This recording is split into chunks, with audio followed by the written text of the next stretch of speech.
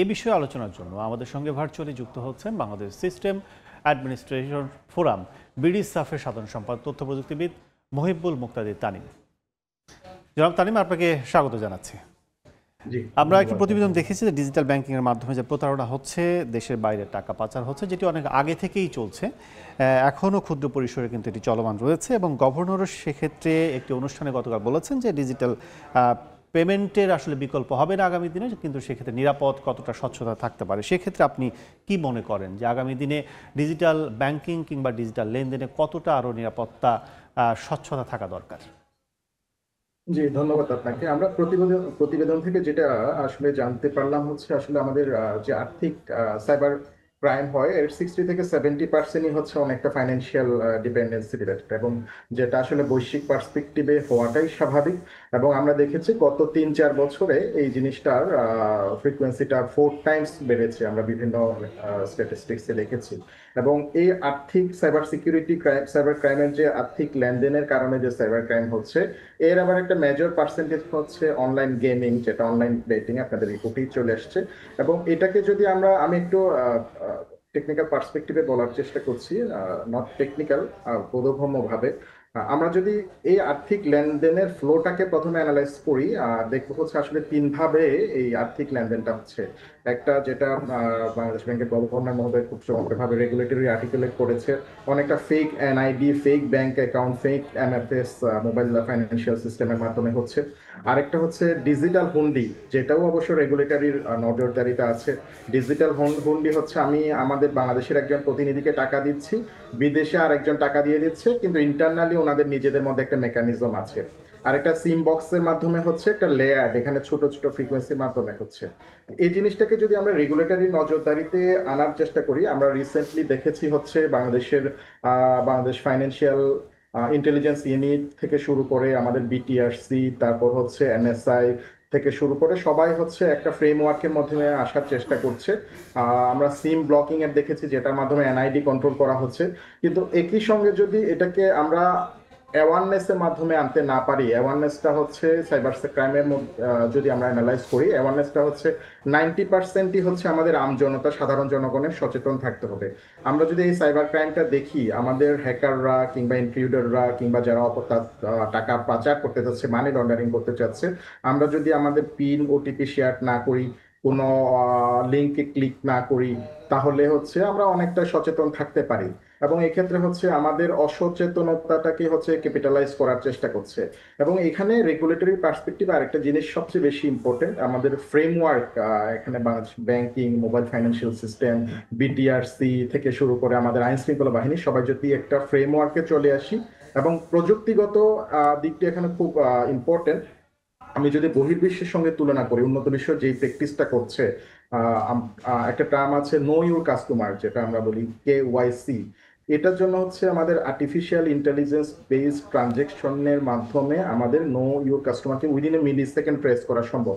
আমি একজন কাস্টমার, আমি যদি আজকে ঢাকা থেকে একটা ট্রানজেকশন করি, 3 মিনিট পরে যদি আরেকটা লোকেশন থেকে করি, তাহলে এটা কিন্তু ইজিলি আমরা এআই এর মাধ্যমে ডিটেক্ট করতে পারছি এটা একটা ফেক ট্রানজেকশন।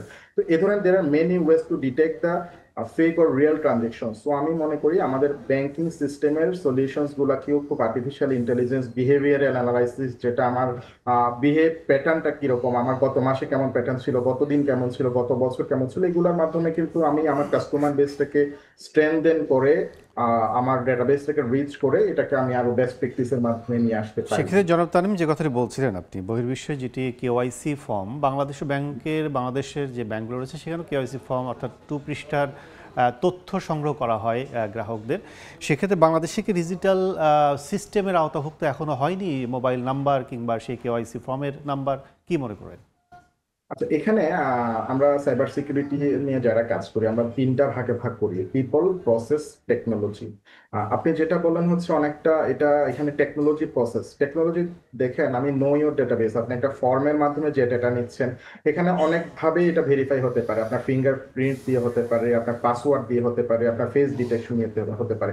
ধরেন আপনার চমৎকার একটা সিস্টেম আছে, চমৎকার একটা প্রযুক্তির সলিউশন আছে, কিন্তু আমি যদি এটার প্রসেসটাকে ঠিক না রাখি, আমরা প্রথমে বলছিলাম টেকনোলজি টেকনোলজি, তারপর প্রসেস মানে হচ্ছে আমি টেকনোলজি ইউজ করছি, কিন্তু ওই যে প্রথমে বললাম আমি এখানে আমার একটা ফ্রেমওয়ার্ক দরকার, আমি ব্যাংকিং সিস্টেম থেকে এটা কালেক্ট করছি, কিন্তু আমি কি বিটিআরসির সঙ্গে কানেক্টেড, আমি কি আইন শৃঙ্খলার সঙ্গে কানেক্টেড, আমি কি ইলেকশন কমিশনের ডাটাবেজের সঙ্গে কানেক্টেড, এই সিঙ্ক্রোনাইজেশনটা কিন্তু আমাদের প্রসেসগতভাবে দরকার।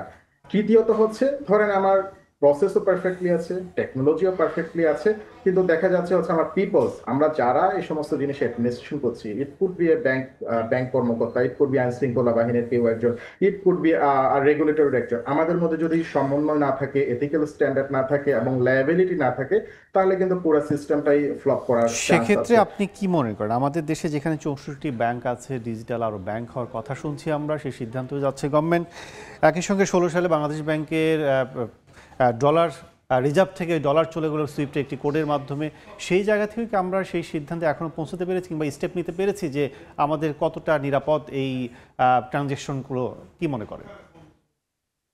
আমরা আসলে 2016-তে, যেটা আসলে পৃথিবীর ইতিহাসে হচ্ছে সবচেয়ে বড় আর্থিক সাইবার কেলেঙ্কারি বাংলাদেশ ব্যাংকের সূত্রধর হয়েছিল, সেটার মাধ্যমে আমরা লার্ন কতটুকু করতে পেরেছি এটা আসলে পরবর্তী সময়ে বলে রাইট। যাবে, কিন্তু আমরা দেখেছি হচ্ছে আমাদের যতটুকু লার্ন করা দরকার ছিল অতটুকু লার্ন আমরা করতে পারিনি। কেন হচ্ছে আমরা প্রসেস এবং পিপলস এর মধ্যে যে অ্যামেন্ডমেন্ট, যে সিঙ্ক্রোনাইজেশন দরকার, সেটিতে খুব বেশি আমার মনে হয় আমরা এগোতে পারিনি, এবং এক্ষেত্রে রেগুলেটরির কথা বললাম এবং ফ্রেমওয়ার্কের কথা বললাম, পলিসিগতভাবে বেস্ট প্র্যাকটিস করানোর কথা বললাম, এখানে একটা সার্বিক সমন্বয়ের দরকার আছে। আমি আপনাকে যদি একটা ছোট উদাহরণ দিই, আমরা রিসেন্টলি সিম ব্লকিং এ যেটা এনইআই, ন্যাশনাল ইকুইপমেন্ট আইডেন্টিটি রেজিস্টার নিয়ে কাজ করছে, এবং এটার অবজেক্টিভটা খুব ভালো, আমি বৈধ সিমই শুধুমাত্র অ্যালাউ করবো, এবং এটার মাধ্যমে কিন্তু আমার অনলাইন বেটিং, অনলাইন জুয়া অনেক কাংশে কমানো যায়।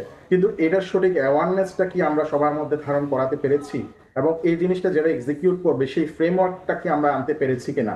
সো এই ক্ষেত্রে গভর্নমেন্ট এবং সাধারণ জনগণ এবং রেগুলেটরি, ব্যাংকিং সবার মধ্যে একটা সমন্বয়ের দরকার আছে, আমরা যাতে পলিসিটাকে একদম আত্মস্থ করি এবং এক্সিকিউট করার জন্য এটা হৃদয়গ্রাহীভাবে ধারণ করি, এবং এটার জন্য যে পানিশমেন্ট আছে সেটা যদি স্ট্রেনথেন হয়, আমার মনে হয় এটা 60-70% কমিয়ে আনা সম্ভব। বর্তমান সময়ে সাইবার নিরাপত্তা 100% কন্ট্রোল কখনোই সম্ভব নয়। আমরা উন্নত বিশ্বে দেখেছি স্ট্রং রেগুলেটরি এবং প্রযুক্তির চমৎকার ব্যবহারের মাধ্যমে সিঙ্গাপুর বলেন, ইউরোপিয়ান ইউনিয়ন বলেন, ইউনাইটেড স্টেটস বলেন, এবং প্রযুক্তির উন্নত ব্যবহার মানে আমি বলছি বিহেভিয়ার অ্যানালাইসিস, আর্টিফিশিয়াল ইন্টেলিজেন্স এবং রেগুলেটরির মাধ্যমে এটাকে সমন্বয় করা সম্ভব। একটি বিষয় সেটা হচ্ছে যে কেন্দ্র ব্যাংক থেকে কিন্তু প্রতিটি ব্যাংকে সন্দেহজনক লেনদেনের জন্য এখানে নির্দিষ্ট করার জন্য কিংবা খতিয়ে দেখার জন্য কিন্তু প্রতিটি টিম রয়েছে। সেক্ষেত্রে সেই মানি লন্ডারিং টিম আসলে কতটুকু কী করে, এবং গোয়েন্দা সংস্থার রিপোর্ট যেটি বলছে, আমাদের প্রতিবেদন আমরা দেখলাম, ব্যাংকগুলো অসহযোগিতা করে এমন প্রতারণা কিংবা সন্দেহজনক লেনদেনের ক্ষেত্রে, সেক্ষেত্রে ব্যাংকগুলোকে কতটুকু সহযোগিতা কিংবা সহযোগীপূর্ণ হওয়া দরকার? এটা আসলে আমি আপনার রিপোর্ট থেকে দেখেছি, এবং আইন শৃঙ্খলা বাহিনীর একটা অভিযোগ সরাসরি ব্যাংকের সঙ্গে এসেছে। আমরা গত মাসে একটা সঞ্চয় পত্রের একটা ইনসিডেন্ট দেখেছি, যেখানে আমি বলেছি এখানে যেটা বলছিলাম পিপল প্রসেস টেকনোলজি, আমরা দেখেছি হচ্ছে ইনভেস্টিগেট করে সাময়িকভাবে আমাদের কাছে মনে হয়েছে এখানে ব্যাংকের নিজস্ব অ্যাডমিনিস্ট্রেটর কিংবা কর্মকর্তারা জড়িত থাকলেও থাকতে পারে। তো এই ক্ষেত্রে আমি মনে করি ফ্রেমওয়ার্কটা স্ট্রেনথেন করার জন্য যে রেগুলেটরিটা আছে সেটাকে আমাদের গভর্নমেন্টেই এনফোর্স করাতে হবে, এবং বাংলাদেশ ব্যাংকের নীতিমালা শুধু প্রণয়ন করলেই হবে না, এটা এক্সিকিউট করার জন্য ওনাদের মেকানিজম বের করতে হবে, যাতে আইন শৃঙ্খলা বাহিনী এবং বাংলাদেশ ব্যাংক, এমএফএস সহ সার্বিক একটা ফ্রেমওয়ার্কটা পারফেক্টলি এক্সিকিউট করতে পারে, এবং আমরা একটা লায়াবিলিটির মধ্যে চলে আসি, এবং আমরা সবাই যাতে মনে করি we are accountable for securing our cyber infrastructure in financial sectors. আপনি সচেতনতার কথা বলেছিলেন, গ্রাহক সচেতনতা, সাধারণ মানুষের সচেতন। সেক্ষেত্রে আমরা অনেকেরই মোবাইলে দেখি যে এরকম অনলাইন জুয়া কি বেটিংয়ের ক্ষেত্রে অনেক মেসেজ আছে, সেখানে ক্লিক করার মাধ্যমে আমরা চলে যাই সেখানে ব্যাটিংয়ে, অনেক সময় অনেক ফ্যাসিলিটি দেখানো হয়। সেক্ষেত্রে অনেকে আমরা সেই নাম্বার থেকে, যে নাম্বার থেকে আসে সেই নাম্বার থেকেও আইন শৃঙ্খলা বাহিনীকে অবগত করি না। সেক্ষেত্রে গ্রাহক সচেতনতা কিংবা আমাদের দায়বদ্ধতার জায়গাটা কতটুকু? এখানে অবশ্যই সচেতনতার দায়বদ্ধতা অবশ্যই সবচেয়ে বেশি গুরুত্বপূর্ণ। আমি একজন দেখেন, আমি একজন শিক্ষিত লোক হিসেবে নিজেকে বলতে পারি, একজন কম্পিউটার ইঞ্জিনিয়ার হিসেবে বলতে পারি, কিন্তু আমি এখনো যদি আমাকে জিজ্ঞেস করেন এই ধরনের লিঙ্ক ক্লিক করলে আমার কাছে মনে হয়েছে আমি সাইবার অ্যাটাক, কিন্তু আমি এখনো স্পষ্টত জানি না where should I inform proactively, আমি কি 999-এ ফোন করবো নাকি ওখানে ইমেল করবো। এই জিনিসটা কিন্তু আমাকে গভর্নমেন্টের মানে রিপিটেডলি অ্যাওয়ারনেস এর পর্যায়ে চলে যেতে হবে। এটা শুধুমাত্র অনলাইন না, আমাদের একদম এটা, আপনি যদি আজকে গ্রামে যান দেখবেন চায়ের দোকান কিংবা রাস্তার মোড়ে মোড়েই অনেকে অনলাইন গেমিং খেলছে, কিন্তু বাট অ্যাওয়ারনেস ক্যাম্পেইনটা how should I reach to the mass peoples, এই মেকানিজমটাকে কিন্তু গভর্নমেন্টকে ভাবতে হবে। আমরা যখন একটা ভোটের ক্যাম্পেইনে একজন ভোটারের কাছে ভোট চেতে ডোর টু ডোর যাচ্ছি, সো এটা কিন্তু আমাদের জাতীয় অর্থনীতিতে ব্যক্তিগত নিরাপত্তার ক্ষেত্রে ইম্প্যাক্ট করছে। সো অ্যাওয়ারনেসটা শুধুমাত্র SMS ইমেল দিয়ে আমার দায়িত্ব শেষ করলে হবে না, এটাকে আমাদের এমনও হতে পারে স্কুল কলেজের এডুকেশন সিস্টেমের মধ্যে ইনক্লুড করা। আমি আমাদের মসজিদ মাদ্রাসা মন্দিরের মাধ্যমে অ্যাওয়ারনেস চলে আসা, গ্রাম্য সভার মধ্যে অ্যাওয়ারনেস চলে আসা, পারিবারিকভাবে নিয়ে আসা, এই পর্যায়ে জিনিসটাকে আর্টিকুলেট করে দেওয়া আমার মনে হয় যে অবশ্যম্ভাবী একটা দায়িত্বের পর্যায়ে পড়ে। কেননা এটি শুধুমাত্র আপনার রিপোর্টে আমরা ফাইন্যান্সিয়াল ক্ষতির দিকটি দেখেছি, আপনি যদি রিসেন্টলি ট্রেন্ড অ্যানালাইসিস করে দেখেন, অনলাইন জুয়ার কারণে কিন্তু আমাদের ফৌজদারি মামলাও হয়েছে, মার্ডার পর্যন্ত হয়েছে। Right. সো এখানে অনেকগুলো ক্রাইমের সঙ্গে এটা রিলেট করছে কিন্তু। জনাব তানিম, আমরা আলোচনা শেষ পর্যায়ে অনেক অনেক ধন্যবাদ আমাদের সাথে আলোচনা যুক্ত হওয়ার জন্য। জি ধন্যবাদ। দর্শক, আলোচনা করছিলাম ব্যাংকিং, মোবাইল ব্যাংকিংয়ের মাধ্যমে যে অর্থ পাচার এবং ডিজিটাল ব্যাংকিং আরও নিরাপত্তা কতটুকু, সে বিষয়ে আমাদের সাথে ভার্চুয়ালি যুক্ত ছিলেন বিডি সাফের সাধারণ সম্পাদক তথ্য প্রযুক্তিবিদ মহিবুল মুক্তাদির তানিম।